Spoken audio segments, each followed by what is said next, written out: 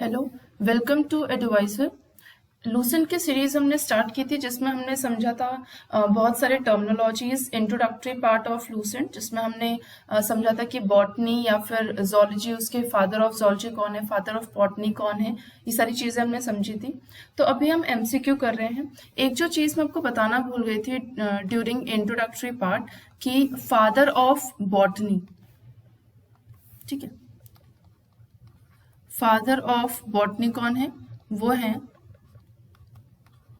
Theophrastus, ठीक है, Theophrastus, ये है। अब स्टार्ट करते हैं कि जोलॉजी, स्टडी ऑफ क्वेश्चन से स्टार्ट करते हैं। Question number 1, study of zoology deals with. तो जोलॉजी को अगर हम समझे कि ये होता क्या है, तो ये है स्टडी ऑफ एनिमल्स, ठीक है, स्टडी ऑफ एनिमल्स। अब अगर हम एनिमल्स की स्टडी करेंगे तो बेसिकली आप कुछ जो ऑप्शंस है उनको आप अलग कर सकते हो, जैसे लिविंग प्लांट्स ओनली, या फिर यहाँ प्लांट्स की बात की गई तो ये भी गलत हो जाएगा, ठीक है। अब देखिए यहाँ पे लिखा है लिविंग एनिमल्स ओनली, यहाँ पे लिखा है living and dead animals only, ठीक है। तो यहाँ पे क्या है, स्टडी ऑफ एनिमल की बात कर रहे हैं। अब एनिमल जिंदा है या एनिमल मर गए, दोनों की स्टडी को हम कहेंगे जोलॉजी में, करेंगे जोलॉजी में, ठीक है। जैसे फॉर एग्जाम्पल मैं आपको बोलूं, जैसे डायनासोर है, ठीक है, तो डायनासोर तो हो गया एक्सटिंक्ट, ठीक है। डोडो पक्षी है, ये हो गए एक्सटिंक्ट, तो एक्सटिंक्ट हो गए तो क्या इसको हम जोलॉजी में नहीं पढ़ेंगे? डेफिनेटली पढ़ेंगे, ठीक है। तो एनिमल्स चाहे लिविंग हो चाहे डेड हो, हम उसको जोलॉजी के अंदर ही डील करते हैं। तो इसका आंसर होगा C. Question number 2, study of flower is known as. तो फ्लावर की स्टडी को हम क्या कहते हैं? तो यहाँ पे 4 टर्म्स है, फ्रेनोलॉजी, एंथोलॉजी, एग्रोस्टोलॉजी और पैलिनोलॉजी, ठीक है। हर वर्ड का मतलब समझिए। फ्रेनो का मतलब होता है ह्यूमन स्कल, ठीक है, तो फ्रेनोलॉजी का मतलब होता है स्टडी ऑफ ह्यूमन स्कल, ठीक है, study of human skull. Anthology, antho का मतलब होता है एंथर, ठीक है, यानी कि हम यहाँ फ्लावर की बात कर रहे हैं, तो एंथोलॉजी क्या है? स्टडी ऑफ फ्लावर्स, ठीक है। नेक्स्ट है एग्रोस्टोलॉजी। अब ये जो एग्रोस्टोलॉजी है, इसको मैंने एक और नाम आपको बताया था कि ग्रामिनोलॉजी भी कहते हैं। जब हमने टर्मिनोलॉजी समझा तो ग्रामिनोलॉजी भी कहते हैं। तो ग्रामिनोलॉजी में हम स्टडी करते हैं ग्रासेस का, स्टडी ऑफ ग्रासेस। और जो लास्ट है पैलिनोलॉजी, पैलिनोलॉजी में हम पॉलन ग्रेन्स की स्टडी करते हैं या किसी स्पोर्स की स्टडी करते हैं। तो क्या करते हैं हम? स्टडी ऑफ पॉलन ग्रेन्स, ठीक है, पॉलन ग्रेन्स की स्टडी करते हैं जो मेल गैमेटोफाइट है, ठीक है। तो यहाँ पे इसका आंसर हो जाएगा एंथोलॉजी, ठीक है। नेक्स्ट चलते हैं हम, match the following list 1 and 2 by using the given codes in below list.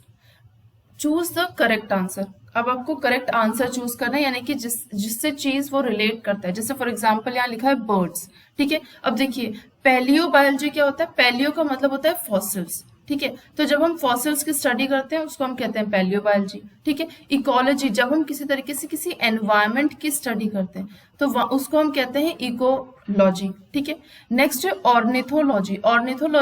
Ornitho का मतलब होता है बर्ड्स, ठीक है, क्या होता है? बर्ड्स। तो जब हम बर्ड्स की स्टडी करते हैं उसको हम कहते हैं ऑर्निथोलॉजी। और जेनेटिक्स में हम हेरिडिटी एंड वेरिएशंस की बात करते हैं। किसकी? हेरिडिटी एंड वेरिएशंस की बात करते हैं, ठीक है। तो बेसिकली ये हेरिडिटी क्या है? इनहेरिटेंस है। हेरिडिटी क्या है? इनहेरिटेंस है, ठीक है। तो बर्ड्स का क्या हो गया? बी का 3। इनहेरिटेंस की बात हम जेनेटिक्स के अंदर करते हैं 4, एनवायरमेंट की बात हम इकोलॉजी में करते हैं, और फॉसिल्स की बात हम लोग पैलियो बायोलॉजी में करते हैं, ठीक है। तो ए का 3 वो ये है, तो इस ए की बी ऑप्शन आपका सही हो गया। बी का 4 हो जाएगा यहाँ पे, फिर सी का 2 हो जाएगा, एंड देन डी का 1। सो ये वाला जो ऑप्शन है ये करेक्ट है, बी, ठीक है। नेक्स्ट चलते हैं हम, question number 4, the scientific study of insect is known as. Insect की साइंटिफिक स्टडी को क्या कहते हैं? इक्थियोलॉजी। यहाँ पे जो ये वर्ड लिखा है इक्थियोलॉजी, इसका मतलब होता है study of fishes, study of fishes, ठीक है। एंटोमोलॉजी, एंटोमो का मतलब होता है इंसेक्ट, ठीक है, एंटोमो का मतलब होता है इंसेक्ट्स, तो इसको हम कहते हैं स्टडी ऑफ इंसेक्ट्स, ठीक है। नेक्स्ट है पैरासाइटोलॉजी, आपको बताया था पैरासाइट्स की बात करते हैं इसमें, ठीक है, ये सब हम लोग पढ़ चुके हैं। तो स्टडी ऑफ पैरासाइट्स, ठीक है। नेक्स्ट है आपका मेलिकोलॉजी। मेलिकोलॉजी क्या है, जब आप मोलस्क की या शेल की बात करते हो। अब मोलस्क जिसको नहीं समझ में आ रहा है, मोलस्क के फॉर एग्जांपल आपके आ जाएंगे क्या है, ऑक्टोपस, ठीक है, सीपिया, लॉलिगो, ये सब जितने भी एनिमल्स हैं ये मोलस्क में आते हैं। अच्छा, मोलस्क के जो एनिमल्स होते हैं ना बहुत सॉफ्ट होते हैं, ठीक है, और इनके जो बोन्स होते हैं, अगर होंगे भी इनके पास बोन्स, तो एक शेल के फॉर्म में होते हैं, ठीक है, या फिर बॉडी के अंदर होते हैं, ठीक है। जैसे नॉर्मली आपने देखा होगा सीप को, ठीक है, इस तरीके से सीप होता है, या फिर आपने शंख देखा होगा। शंख जो है आपको इस तरीके से कुछ आपको शंख दिखता है। इस शंख के अंदर जानवर रहता है और वो जानवर ना बहुत ही सॉफ्ट होता है, ठीक है। तो वो इतना सॉफ्ट होता है इसलिए उसको एक शेल जो है के अंदर रखा गया है ताकि उसको किसी तरीके से प्रॉब्लम ना हो और वो प्रोटेक्टेड रहे, ठीक है। तो मेलिकोलॉजी में हम मोलस्क या उसके शेल की बात करते हैं, ठीक है। यहाँ पे क्वेश्चन पूछा है the scientific study of insects, जहां हम इंसेक्ट्स की स्टडी करते हैं वो है एंटोमोलॉजी, ठीक है। क्वेश्चन नंबर 5 है विच of the following subjects of data set is associated with the study of concerning population and humanity. जहां पे हम पॉपुलेशन और ह्यूमैनिटी दोनों की बात करें, तो पॉपुलेशन की बात आपको याद आ रही होगी, मैंने एक वर्ड बोला था डीमोग्राफी, ठीक है। इसमें हम पॉपुलेशन या उसके ह्यूमैनिटी इन सब चीजों की बात करते हैं डेटा सेट में, ठीक है। यहाँ पर ये टर्म दोबारा आ रहा है। इकोलॉजी जहां हम एनवायरमेंट की बात करते हैं, जेनेटिक्स जहां हम हेरिडिटी एंड वेरिएशंस यानी कि बेसिकली इनहेरिटेंस की बात कर रहे हैं।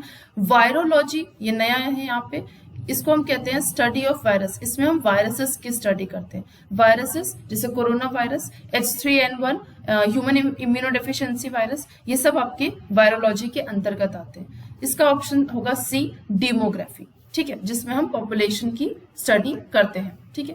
क्वेश्चन नंबर 6 क्या है, the comparative study of the different cultures. जब हम डिफरेंट कल्चर्स की कंपैरेटिव स्टडी करते हैं और उसका साइंटिफिक एक्सप्लेनेशन देखते हैं, उसको हम क्या कहते हैं, ठीक है। पहला है ऑप्शन में इथनोलॉजी। इथनोलॉजी क्या होता है, जिसमें आप मैनकाइंड के डिफरेंट रेसेस की बात करो। इथनोलॉजी में आप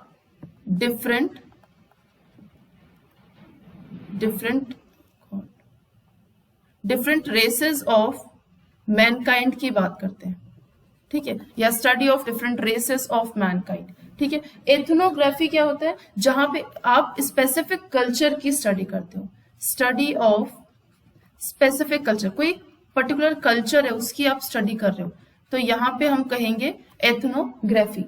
इथोलॉजी क्या होता है इसमें, यानी कि study of animal behaviour, animal के बिहेवियर की बात करते हैं हम इथोलॉजी में। और लास्ट होता है एथिक्स। एथिक्स का मतलब होता है एथिकल ड्यूटीज की, जब हम बात करते हैं हमें ये करना चाहिए या ये नहीं करना चाहिए, जैसे चोरी नहीं करनी चाहिए, तो ये एथिक्स है। राइट और रॉन्ग की जो हमें समझ होती है उसको हम एथिक्स कहते हैं। तो study of ethical duties, ethical duties, ठीक है।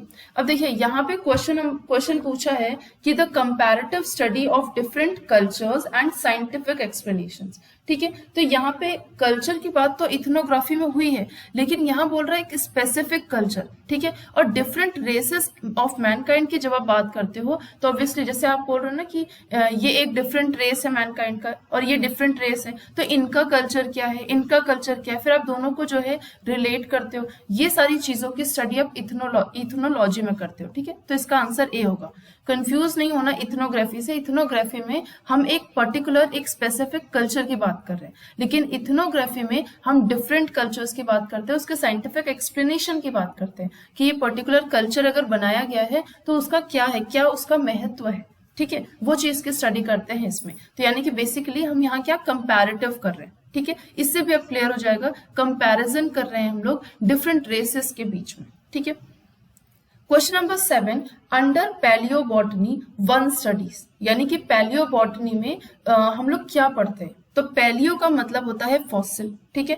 बॉटनी में हम जो है बॉटनी यानी कि fossils of plants, fossils of plants, botany जहां आ गया उसका मतलब होता है हम प्लांट्स की स्टडी कर रहे हैं, ठीक है। यहाँ पे देखिए, यहाँ ए ऑप्शन कहीं ना कहीं सही था कि फॉसिल ऑफ एनिमल्स लिख दिया। ये एनिमल्स जब आप बोलते हो तो उसको आप कहते हो उसको आप कहते हो पैलेंटोलॉजी, ठीक है। जब आप फॉसिल्स के बारे में स्टडी कर रहे हो, वो कोई डिफ्रेंशिएट नहीं करता कि वो बॉटनी का है या वो एनिमल्स का, ऐसा डिफ्रेंशिएट नहीं करता। सिंपल पैलेंटोलॉजी है जिसमें आप फॉसिल्स की स्टडी करते हो, ठीक है। पैलियो बॉटनी ये स्पेसिफिक हो जाता है जहां पे आप प्लांट्स के फॉसिल की स्टडी कर रहे हो, ठीक है। एल्गी हो नहीं सकता, फंजाई हो नहीं सकता, ठीक है। नन ऑफ दीज होगा इसमें, क्योंकि इसका आंसर क्या होने वाला है, fossils of plants, study of fossils of plants, ठीक है। क्वेश्चन नंबर 8 पूछा है the study of properties and methods of biological system found in nature, use of this knowledge in mechanical world। यानी कि जो भी हम बायोलॉजिकल सिस्टम या नेचर में हम जो भी प्रॉपर्टीज या जो भी मेथड्स की हम स्टडी करते हैं और उसका जब नॉलेज हम लोग मैकेनिकल वर्ल्ड में लेके आते हैं तो उसको क्या कहते हैं। तो उसको जैसे सबसे पहले यहाँ पे टर्म समझिए, बायोनिक्स। बायोनिक्स का मतलब क्या होता है? बायोनिक्स का मतलब होता है, यहाँ पे हम लोग यही जो चीज लिखा हुआ है कि बायोलॉजिकल सिस्टम का, नेचर में जो बायोलॉजिकल सिस्टम्स होते हैं उनकी प्रॉपर्टीज या उनके मेथड की स्टडी की जाती है। और जो भी आप बायोलॉजिकल सिस्टम में पढ़ते हो ना, उसको फिर आप उस नॉलेज को मैकेनिकल वर्ल्ड में लेके भी आते हो, दैट इज बायोनिक्स, ठीक है। इसका डेफिनेशन तो यही लिखा हुआ है, ठीक है। बायोनॉमिक्स क्या होता है? बायोनॉमिक्स है जब आप एक कॉम्प्रिहेंसिव स्टडी करते हो और जैसे कोई एक ऑर्गेनिज्म है, ठीक है, और एनवायरमेंट है, तो इस ऑर्गेनिज्म का एनवायरमेंट के रिलेशन में एक कॉम्प्रिहेंसिव स्टडी करना,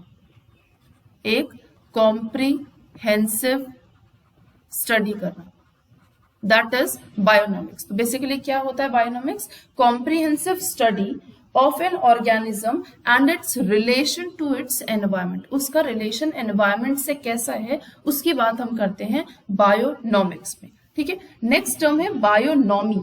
बायोनॉमी में आप लॉज ऑफ लाइफ के स्टडी करते हो, study of laws of life, ठीक है। नेक्स्ट है बायोमेट्री। बायोमेट्री आपको समझाया था मैंने। बायोमेट्री होता है जब आप बायोलॉजिकल प्रॉब्लम का एक स्टैटिस्टिकल एनालिसिस कर रहे हो, ठीक है। यानी कि आप क्या कर रहे हो, देखो मेट्री का मतलब होता है स्टैटिस्टिकल एनालिसिस या फिर स्टैटिस्टिकल स्टडी। तो जब आप स्टैटिस्टिकल स्टडी करते हो ऑफ बायोलॉजिकल प्रॉब्लम, जब किसी भी बायोलॉजिकल प्रॉब्लम की आप स्टैटिस्टिकल स्टडी करते हो तो उसको हम कहते हैं बायोमेट्री। तो इसका आंसर हो जाएगा बायोनिक्स, ठीक है। प्रॉपर्टीज, बायोलॉजिकल सिस्टम की प्रॉपर्टीज या उसके मेथड को मैकेनिकल वर्ल्ड में लाके उस नॉलेज को यूज करना। बेसिकली आप जो है प्रैक्टिकल एप्लीकेशन कर रहे हो बायोनिक्स में, ठीक है। जो भी आपने समझा बायोलॉजिकल सिस्टम में या नेचर के थ्रू उसकी प्रॉपर्टीज, मेथड जो भी आपने समझा उसको आप इस नॉर्मल वर्ल्ड में लाके प्रैक्टिकली देख रहे हो, ठीक है। क्वेश्चन नंबर 9 है रियरिंग सिल्कवर्म।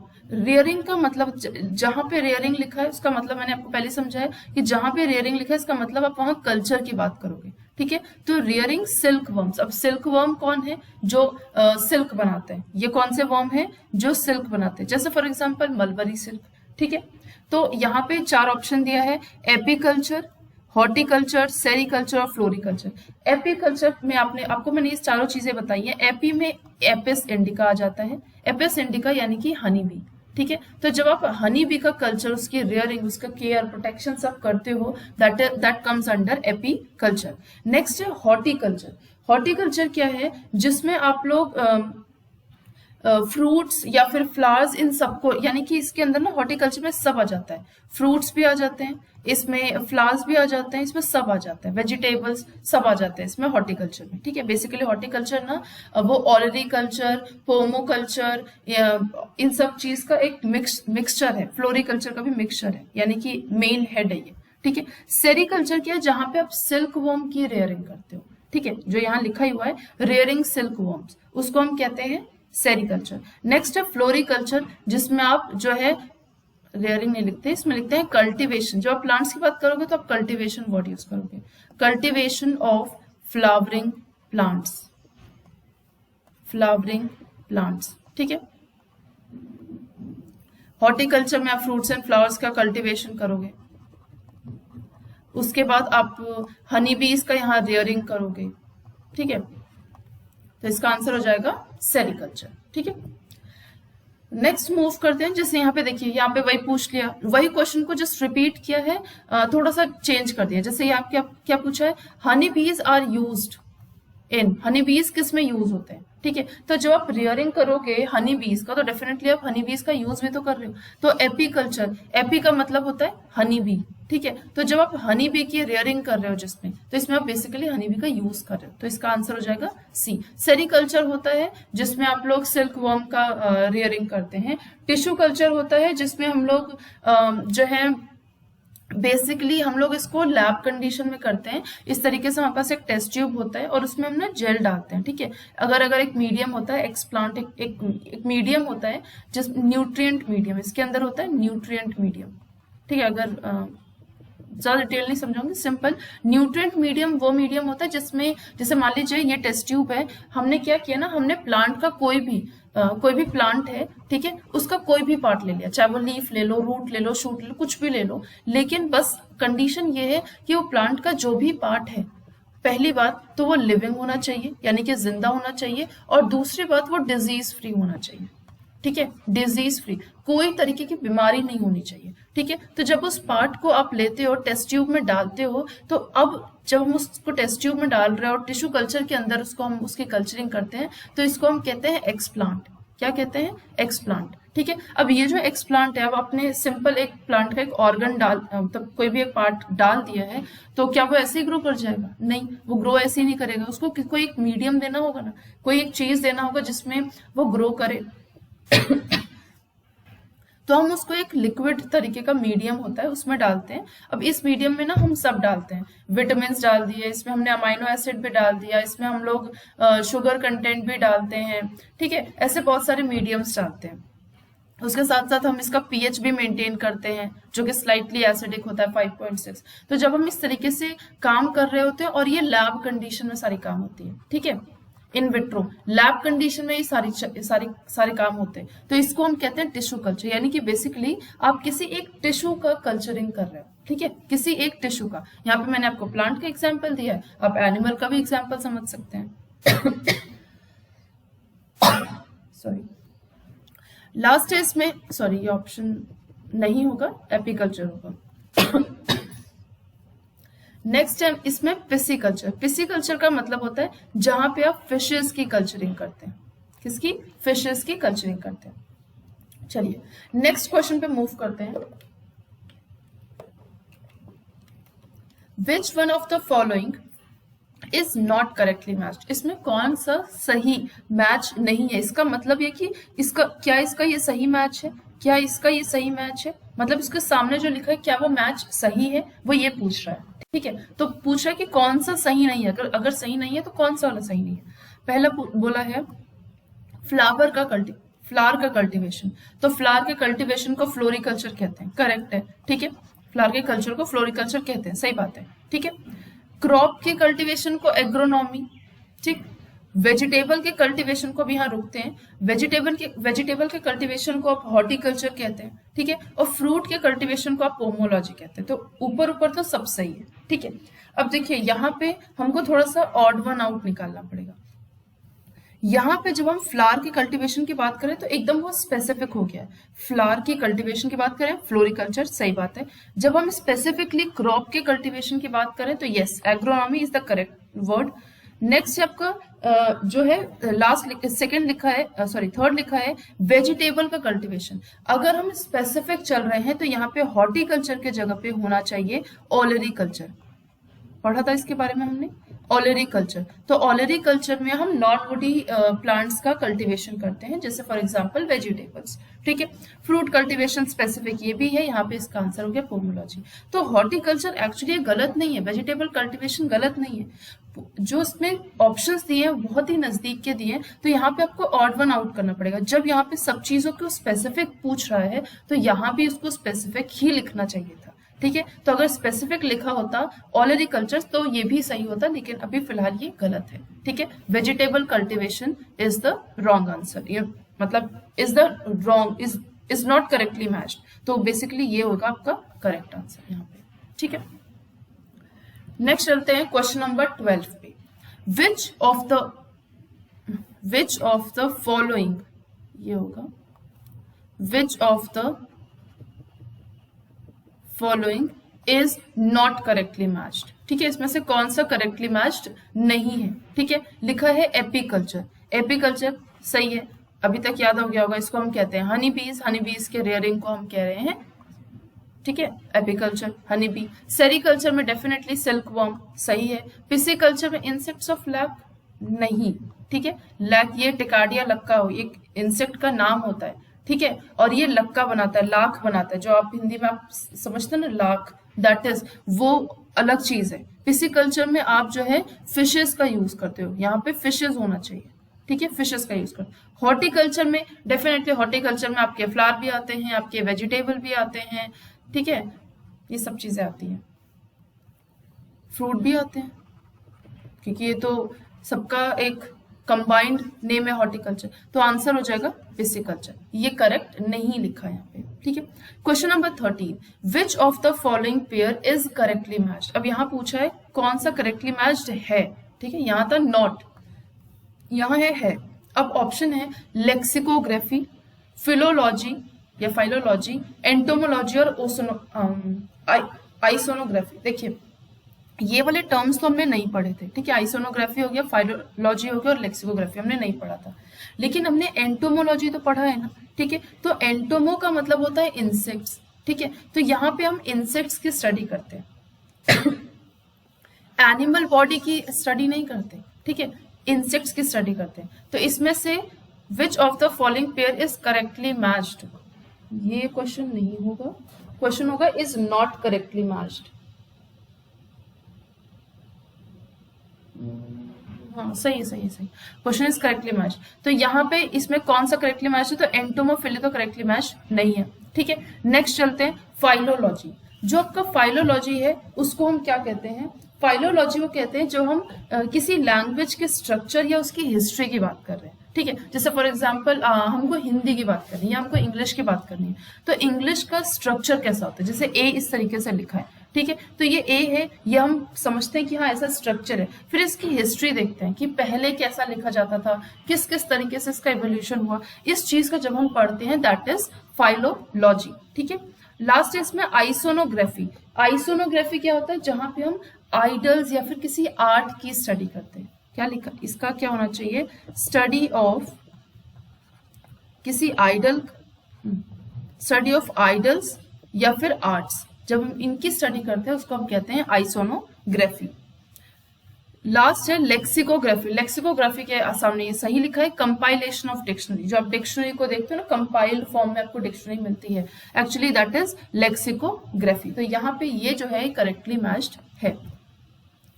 क्वेश्चन नंबर 14 पूछा है, the study related to the plants being used as vegetables is called. क्या पूछा है, वेजिटेबल्स की स्टडी। तो वेजिटेबल देखो यहाँ पे फ्लोरिकल्चर में फ्लावर्स आ जाए, सॉरी फ्लोरिकल्चर में फ्लावर्स आ जाएंगे, ठीक है। पोमोलॉजी में आपके फ्रूट्स आ जाएंगे, पोमोलॉजी में आपके फ्रूट्स आ जाएंगे, ठीक है। हॉर्टिकल्चर में आपके फ्लावर भी आएगा, आपके फ्रूट्स भी आएंगे और आपके वेजिटेबल्स भी आएंगे, ठीक है। अब वेजिटेबल्स भी तो आ रहा है, ठीक है, पूछ भी रहा है वेजिटेबल कि किसमें वेजिटेबल यूज होता है, लेकिन लास्ट देखिए लिखा है ऑलरिकल्चर। अगर नहीं लिखा होता तो करेक्ट होता हॉर्टिकल्चर, ठीक है, लेकिन यहाँ पे ऑलरिकल्चर लिखा है, इसमें हम स्पेसिफिकली वेजिटेबल्स की स्टडी करते हैं, ठीक है। तो आंसर जो है ये हो जाएगा ऑलरिकल्चर, ठीक है। नेक्स्ट है, which one of the following is produced through viticulture. Viticulture के थ्रू क्या हम किस चीज का हम क्या चीज बनाते हैं, ठीक है। तो कल्चर का मतलब होता है कल्टीवेशन। विटी जो है वो हम कहते हैं ग्रेप्स को, ठीक है, इसका बोटानिकल नेम है वाइटस, तो ये ग्रेप्स को कहते हैं। यहाँ पे लिखा है सिल्क, तो यहाँ पे ये जो सिल्क वर्म है उसको हम कहते हैं सेरीकल्चर। अर्थवर्म आगे आएगा, इसको आगे जाके पढ़ेंगे, लेकिन इसको एक नाम होता है इसका वर्मी कल्चर। ठीक है, वर्मी यानी कि वर्म्स, अर्थवर्म की कल्चरिंग को हम कहते हैं वर्मी कल्चर। हनी बीज का इसका तो कई बार पढ़ लिया, एपीकल्चर। और लास्ट है ग्रेप्स, इसका होता है विटिकल्चर। तो ये आंसर सही होगा। चलिए अब वही क्वेश्चन पूछ लिया है, व्हाट इज वर्मी कल्चर। ठीक है, वर्मी कल्चर को हम क्या कहते हैं, the study of raising worms. ठीक है, अभी रुक जाइए क्योंकि यहाँ पे सिर्फ वर्म लिखा है इसलिए रुक जा रहे हैं। ठीक है, होल्ड पे रखते हैं। सेकेंड है the science of studying animals. नहीं, हम एनिमल्स की स्टडी को वर्मिकल्चर नहीं कहते। स्टडी ऑफ स्टडिंग फिशेस की साइंस को हम नहीं कहते, ये तो पिसिकल्चर या ये तो पिसिकल्चर हो गया बेसिकली।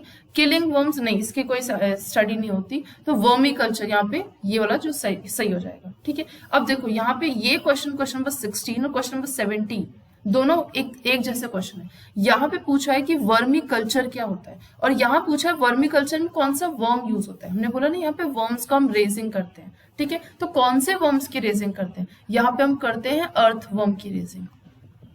ठीक है, ये होते हैं फार्मर्स फ्रेंड, फार्मर्स फ्रेंड। ठीक है, अब टेप वर्म नहीं, सिल्क वर्म नहीं, ये तो आपका सिल्वीकल्चर है, सॉरी आपका ये सेरीकल्चर है। थ्रेड वर्म नहीं, अर्थ वर्म यस। थ्रेड वर्म और टेप वर्म ये दोनों जो हैं ये दोनों एंडो पैरासाइट है। ठीक है, ये पैरासाइट्स ही हैं लेकिन एंडो, बॉडी के अंदर जाके हमें डिजीज देते हैं। ठीक है, बॉडी के अंदर जाके हमें नुकसान पहुंचाते हैं। ठीक है, नेक्स्ट है question number 18, genetics deals with. Genetics किस चीज से डील करती है, तो जेनेटिक्स का ऑप्शन है मेंडल लॉज, ऑर्गेनिक इवोल्यूशन तो बिल्कुल भी नहीं होगा, डीएनए स्ट्रक्चर, यहाँ पे हम मॉलिकुलर बायोलॉजी बोलते हैं, इसको हम क्या कहते हैं, मॉलिकुलर बायोलॉजी। ठीक है, heredity and variation, yes inheritance की बात करते हैं हम, किसमें, जेनेटिक्स में हम इनहेरिटेंस की बात करते हैं, हेरिडिटी को ही कहते हैं इनहेरिटेंस। ठीक है, option number D. Mendel laws भी आपके जेनेटिक्स में ही आता है, बट ये जेनेटिक्स में आता है, ये डील जेनेटिक्स जो है इस पर्टिकुलर चीज से डील नहीं कर रही है। ठीक है, इसमें ये सारी चीजें होती है लेकिन डील कर रही होती है वो हेरिडिटी एंड वेरिएशन से।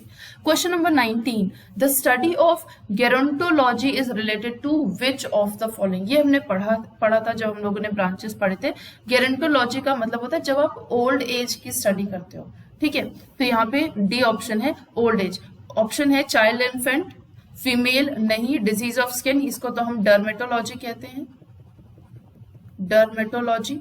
ठीक है, old age, yes old age answer correct हो जाएगा। ठीक है, नेक्स्ट क्वेश्चन है question number 20, the branch of study dealing with old age and ageing. जब एजिंग को भी और ओल्ड एज को देखो, ओल्ड एज है तो एजिंग है ही। ठीक है, तो उसमें अगर हम जब इस चीज की स्टडी कर रहे हैं तो इसको हम क्या कहेंगे गेरोंटोलॉजी। ठीक है, अभी पीछे हमने पढ़ा था। ठीक है, अब गेरोंटोलॉजी के लिए मैंने ये क्वेश्चन नहीं रखा है क्योंकि वो तो हमने ऑलरेडी सॉल्व कर लिया। यहाँ पे कुछ और टर्म्स है जैसे कि ऑन्कोलॉजी। ऑन्कोलॉजी में ना आप कैंसर की स्टडी करते हो, study of cancer and tumours. ठीक है, कैंसर और ट्यूमर्स की स्टडी करते हो। गेरोंटोलॉजी आपको इसका आंसर तो यही होगा, gerontology branch of study dealing with old age and ageing, gerontology कहते हैं। टेरेटोलॉजी क्या होता है, टेरेटोलॉजी का मतलब होता है टेरेटोजेंस। ठीक है, टेरेटोजेंस मतलब कोई जैसे मान लीजिए कि जब वोम कंडीशन हो उस टाइम पे मदर जो है वो सिगरेट यूज कर रही हो या अल्कोहल यूज कर रही हो, तो उससे क्या होता है कि जो हमारे डीएनए स्ट्रक्चर होते हैं ना उसमें कुछ मैनिपुलेशंस हो जाते हैं। ठीक है, इसलिए ये सब चीजें यूज नहीं करनी चाहिए कभी भी नहीं, नॉट इवन द प्रेग्नेंट में नहीं, वैसे भी नहीं यूज करनी चाहिए। क्यों, क्योंकि ये सब चीजें क्या होती हैं, अल्कोहल हो या फिर आपके जो ये सिगरेट हो, ये हमारे डीएनए में ना कई जगह पे मैनिपुलेशंस करती हैं और मैनिपुलेशन से हमारे डीएनए का जो है वो स्ट्रक्चर बिगड़ता है। ठीक है, इवन हमारे ऑर्गन्स जो है वो भी खराब होते हैं।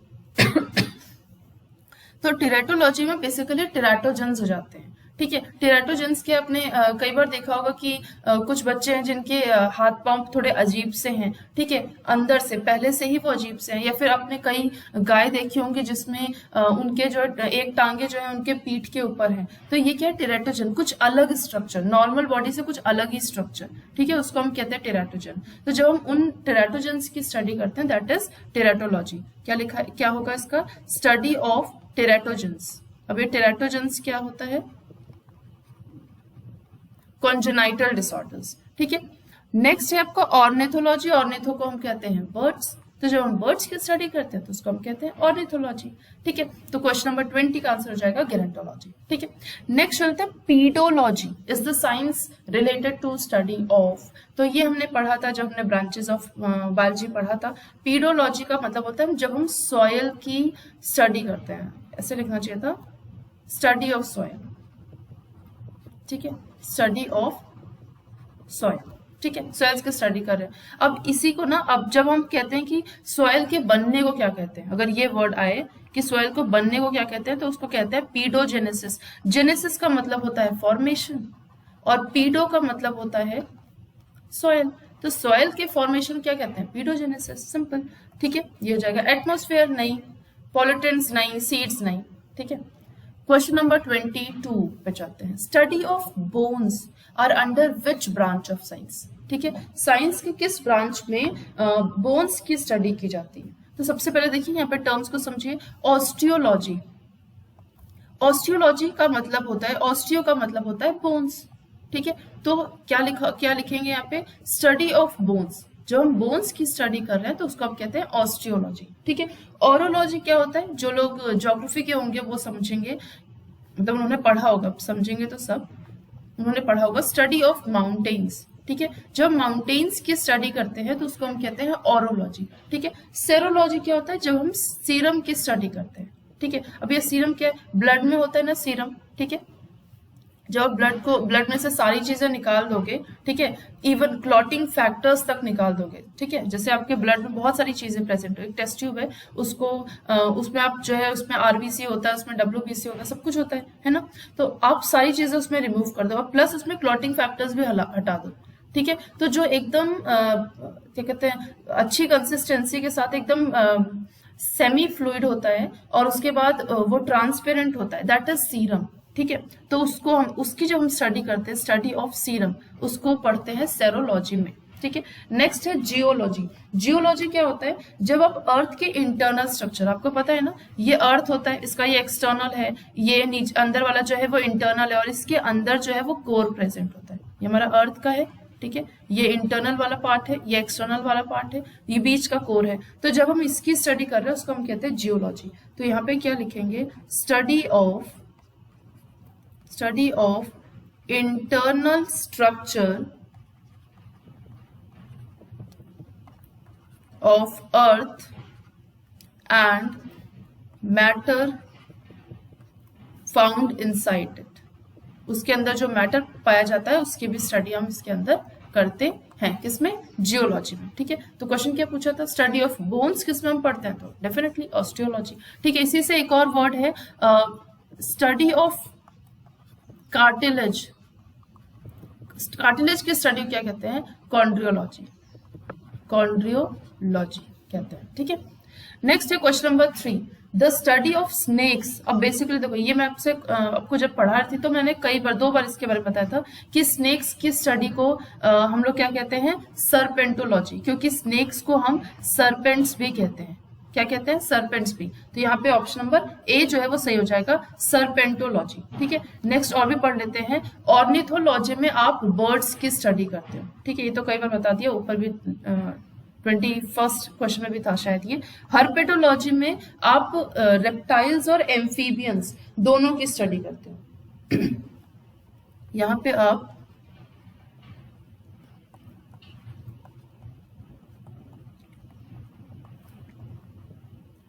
एम्फीबियंस एंड रेप्टाइल्स दोनों की स्टडी कर रहे हो, ठीक है। नेक्स्ट है आपका इक्थियोलॉजी। इक्थियोलॉजी में आप जो है फिशेस की स्टडी करते हो, ठीक है, study of fishes, that is ichthyology, ठीक है। सो मूविंग ऑन, अपने लास्ट पेज पे क्वेश्चन, लास्ट पेज और सेकंड लास्ट क्वेश्चन नंबर 24, ठीक है। Find out the odd one out from the following. अब देखिए इस तरीके से क्वेश्चन सेम ही क्वेश्चन सब पूछ रहा है, ठीक है, लेकिन क्वेश्चन पूछने का जो तरीका है, जो पैटर्न है वो डिफरेंट है। यहाँ पूछ लिया ऑड वन आउट निकाल दो, ठीक है, यानी कोई एक निकालो जो बाकियों से अलग है, ठीक है। जैसे यहाँ पे लिखा है फिजियोलॉजी, फिजियोलॉजी में आप जो है अपने जो बॉडी स्ट्रक्चर है उसकी बात करते हो, ठीक है। बेसिकली बॉडी स्ट्रक्चर नहीं, अंदर का जो मैकेनिज्म है, जैसे ह्यूमन फिजियोलॉजी में हम क्या पढ़ते हैं, रेस्पिरेशन पढ़ते हैं, एक्सक्रीशन पढ़ते हैं, रिप्रोडक्शन पढ़ते हैं, दैट इज फिजियोलॉजी, ठीक है। साइकोलॉजी में आप माइंड के बारे में पढ़ते हो, ठीक है, माइंड के बारे में या फिर माइंड एंड बिहेवियर के बारे में आप पढ़ते हो साइकोलॉजी में, ठीक है। पैथोलॉजी में आप जो है बेसिकली क्या कर रहे हो, जैसे पाथ लैब की बात करते हो, जहां पे आप टेस्टिंग करते हो, ब्लड टेस्ट या लिवर टेस्ट ये सब चीजें कराते हो, तो वहां पे आप टेस्ट की स्टडी कर रहे हो, ठीक है। बैक्टीरियोलॉजी में आप बैक्टीरिया की स्टडी कर रहे हो, स्टडी ऑफ बैक्टीरिया, बैक्टीरिया की स्टडी कर रहे हो, ठीक है। तो यहाँ पे जितने भी ये तीन हैं ये बायोलॉजी के हैं, चाहे आप फिजियोलॉजी की बात कर रहे हो, ये भी आप, सॉरी ये तो मैंने ऑप्शन टिक कर दिया, चाहे फिजियोलॉजी की बात कर रहे हो ये भी बायोलॉजी से ही रिलेटेड है, ठीक है। पैथोलॉजी देखिए, पैथोलॉजी भी आपका बायोलॉजी से ही रिलेटेड है, ठीक है, क्योंकि यहाँ पे आप जो है हमारे ऑर्गन का ही जो पार्ट है, जैसे कि ब्लड है या फिर लिवर है, उसके आप टेस्टिंग करा रहे हो। बैक्टीरियोलॉजी वो भी हमारे बॉडी से ही रिलेटेड है, कहीं ना कहीं बैक्टीरियाज या वायरसेस ये सब चीजें आ जाएंगी, ठीक है। ऑड वन आउट में यहाँ पे आपका साइकोलॉजी आ जाएगा, जहां पे आप, ये अलग ही ब्रांच है, ठीक है, साइकोलॉजी एक अलग ही ब्रांच है जहां पे आप माइंड और इन सब चीज की बात कर रहे हो, ठीक है। तो यहाँ पे ऑप्शन बी जो है वो करेक्ट हो जाएगा, ठीक है, ये ऑड वन आउट है। लास्ट क्वेश्चन है व्हाट इज हाइड्रोपोनिक्स। देखिए अब दो वर्ड मैंने आपको उस टाइम पे जब पढ़ाया था, दो वर्ड पढ़ाया था, एक तो हाइड्रोपोनिक्स पढ़ाया था और एक पढ़ाया था एरोपोनिक्स, ठीक है। हाइड्रोपोनिक्स क्या है, जहां पे आप सॉइल का यूज नहीं करते, ठीक है, यहाँ पे आप सॉइल का यूज नहीं करते, और एरोपोनिक्स में भी आप सॉइल का यूज नहीं करते, ठीक है। तो यूज क्या करते हो, हाइड्रोपोनिक्स में आप प्लांट का ग्रो करा रहे हो लेकिन वाटर के अंदर, और उस वाटर में, ये जो वाटर है उसमें सारे के सारे न्यूट्रिएंट है, ठीक है, सारे न्यूट्रिएंट्स हैं। और यहाँ पे आप एरोपोनिक्स में जो आप प्लांट का ग्रोथ करा रहे हो वो आप एयर में करा रहे हो, ठीक है, मतलब हवा में करा रहे हो। यहाँ पे ना तो अपने वाटर का यूज किया ना तो अपने सॉइल का यूज किया, लेकिन आप एक बॉटल से आप एयर मिस्ट दे रहे हो, ठीक है, एयर मिस्ट दे रहे हो, जैसे परफ्यूम आप छिड़कते हो वैसे आप छिड़क रहे हो प्लांट के ऊपर, तो उस एयर मिस्ट में ना अपने सारे न्यूट्रिएंट डाल रखे हैं, ठीक है, दैट इज एरोपोनिक्स, ठीक है। इजी तरीके से समझाने की कोशिश की है। यहाँ पे ए है ग्रोइंग प्लांट विदाउट सॉइल, ठीक है, तो ये एरोपोनिक्स भी हो सकता है या हाइड्रोपोनिक्स भी हो सकता है, बट एरोपोनिक्स यहाँ कहीं लिखा ही नहीं है, तो आपका ये आंसर सही हो जाएगा। ग्राफ्टिंग प्लांट नहीं, ऐसा कुछ नहीं है। स्टडी ऑफ वेजिटेबल की बात करें तो ऑलरिकल्चर हो जाएगा। सॉइल कंजर्वेशन, यहाँ पे अगर हम सॉइल की बात करेंगे तो वो पीडोलॉजी हो जाएगा, ठीक है। तो आज के लिए सिर्फ इतना ही, मिलते हैं हम लोग नेक्स्ट टॉपिक के साथ फ्लूसेंट के, तब तक ले थैंक यू।